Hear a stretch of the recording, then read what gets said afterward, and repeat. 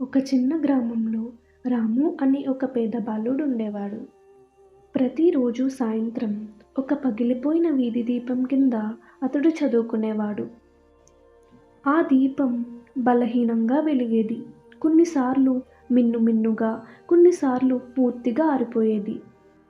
ప్రజలు అతనిని చూసి అన్నారు, "ఇంత వెలుగులేని చోట ఎందుకు చదువుతున్నావు" అని. రాము చిరునవ్వుతో చెప్పాడు, "వెలుగు బలహీనంగా ఉన్నా నా ప్రయత్నం ఆగదు." వర్షం వచ్చినా, చలి వేసినా అతడు చదవడం ఆపలేదు. ఏళ్ల తర్వాత అదే గ్రామానికి ఒక ఇంజనీర్ వచ్చాడు. అతడే రాము. అతడు చేసిన మొదటి పని ఆ పగిలిన దీపాన్ని మార్చడం, గ్రామమంతా వెలుగులు నింపడం.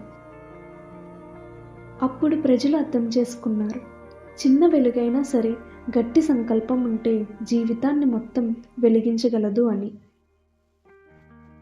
ఈ కథలో నీతి: పరిస్థితులు బలహీనంగా ఉన్నా ప్రయత్నం బలంగా ఉంటే విజయం తప్పకుండా వస్తుంది.